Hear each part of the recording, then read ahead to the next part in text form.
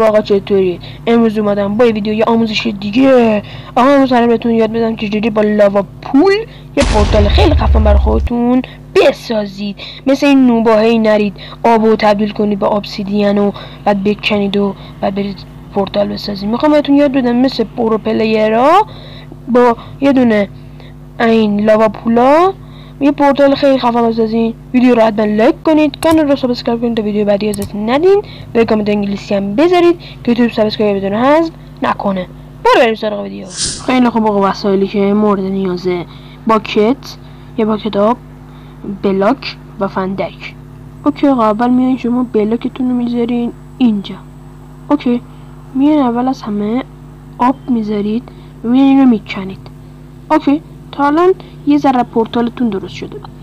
میان اینجا 1 2 3 4 تا میرید و بعد یه دونه اینطوری میایید اینورم اینورم همینطور. اولش اینجا اینو نمیذارید، اولش اینو نمیذارید. حالا شما میان اینجا رو میکنید و اینجا میان آبتون رو ول میدین. به این شکل میشه. حالا شما لاوا از تو اینجا برمیدارید. اوکی، لاوا هی برمیدارید میذارید اینجا، میذارید. اوکی، تا الان اوکی شد. حالا میان شما چیکار میکنید؟ اینجا هم میذارید. خب حالا شما میان آبتون رو اینجا برمیدارید، و حالا یه دونه بلاک دیگه هم اینجا میذارید. حالا آبتون رو این ور ول میدید به این شکل. حالا میان همون کاری که اونور کردین رو این ورم میکنید به این شکل و به این شکل. حالا زیرش باید چیکار کنید؟ زیرش شما باید بکنید، زیرش باید بکنید و لاوا بذارید به همین زیبایی. این ساده میشه با ابسیدین و اینو میزنید.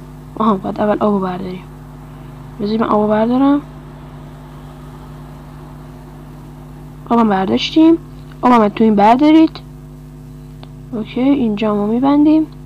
حالا اینم از پورتال شما. الان ما رفتیم تو این ندر و به همین زیبایی شما تونستی یه دونه پورتال خیلی خوشگل و زیبا درست کنید. خیلی خب آقا، امیدوارم از این ویدیو خوشتون اومده باشه و این به بعد به جای اینکه برید با لاوا آب ابسیدین درست کنید، همینو بسازید. خیلی هم ساده و شیک و مجلسی. تازه میتونید تزیینش هم بکنید. و حتما ویدیو رو لایک کنید، کانال رو سابسکرایب کنید تا ویدیو بعدی از دست ندین. به کامنت انگلیسی هم بذارید که یوتیوب سابسکرایب بدون حذف نکنه. حتی یه ویدیو دیگه. بای بای.